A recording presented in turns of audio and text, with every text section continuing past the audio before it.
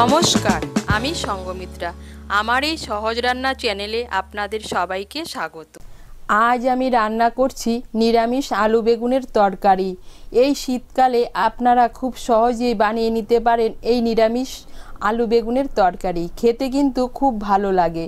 আপনাদের যদি এই রেসিপিটি ভালো লাগে তাহলে লাইক এবং শেয়ার করবেন, আর রেসিপিটি কেমন হয়েছে অবশ্যই কমেন্ট করে জানাবেন। আর আমার এই সহজ রান্না চ্যানেলটাকে সাবস্ক্রাইব করে পাশের বেল আইকনটা দাবাতে ভুলবেন না। প্রথমে আমি একটা পেস্ট তৈরি করে নেব। তার জন্য এখানে নিয়েছি 2 ছোট চামচ পোস্ত, 1 ছোট চামচ কালো সর্ষে আর 4টে কাঁচা লঙ্কা। রান্নাটা আমি সাদা তেলে করছি, আপনারা চাইলে সর্ষের তেলেও করতে পারেন। তাই কড়াইতে দিয়ে দিচ্ছি 2 বড় চামচ সাদা তেল।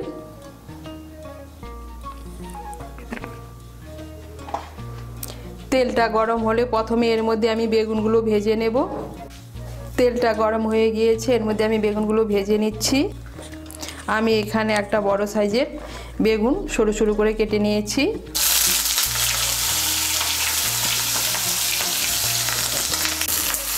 এর মধ্যে দিয়ে দিচ্ছি সামান্য একটু নুন আর সামান্য একটু হলুদের গুঁড়ো।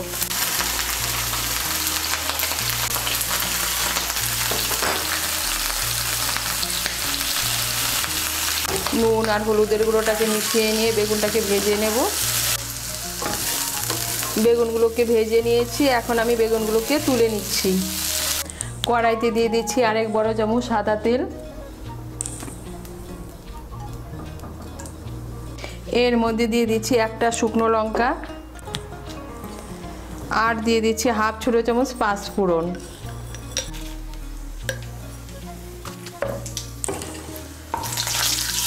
ফোড়নটা দিয়ে একটু নাড়াচাড়া করে নিয়ে এর মধ্যে দিয়ে দেবো কেটে রাখা আলু। আমি একটা মাঝারি সাইজের আলু সরু সরু করে কেটে নিয়েছি।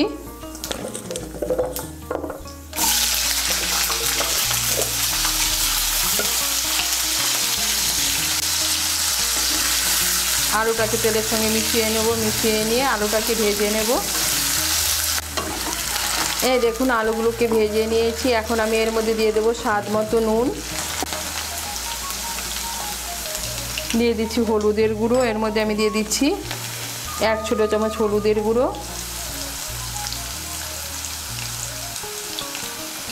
দিয়ে দিচ্ছি লঙ্কার গুঁড়ো। এর মধ্যে দিয়ে দিচ্ছি 1 ছোট চামচ লঙ্কার গুঁড়ো,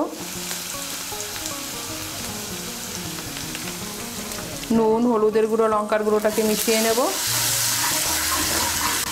মিশিয়ে নিয়েছি, এখন এর মধ্যে দিয়ে দেবো টমেটো কুচি। আমি এর মধ্যে দিয়ে দিচ্ছি একটা ছোট সাইজের টমেটো কুচি। টমেটো কুচিটাকে মিশিয়ে নেব।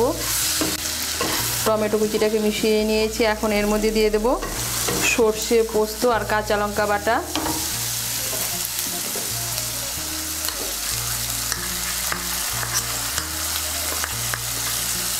মশলাটার বাটিটা ধুয়ে এর মধ্যে সামান্য একটু জল দিচ্ছি। সর্ষে বাটা পোস্ত বাটার কাঁচা লঙ্কা বাটাটাকে ভালো করে মিশিয়ে নেব। মিশিয়ে নিয়ে আলুর সঙ্গে সর্ষে পোস্তটা একটু ভেজে নেব হালকা করে। সর্ষে আর পোস্তটাকে আলুর সঙ্গে মিশিয়ে নিয়ে একটু কষিয়ে নিয়েছি। এখন আমি এর মধ্যে দিয়ে দেব ভেজে রাখা বেগুন।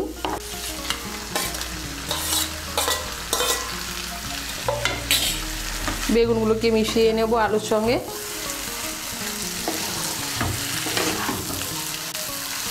মিশিয়ে নিয়েছি, এখন এর মধ্যে দিয়ে দেব জল। আপনারা যেরকম ঝোল খাবেন সেই অনুযায়ী এর মধ্যে জল দেবেন। এই তরকারিটা কিন্তু একটু মাখো মাখো খেতেই ভালো লাগে। এর মধ্যে আমি দিয়ে দিচ্ছি 1 কাপ গরম জল।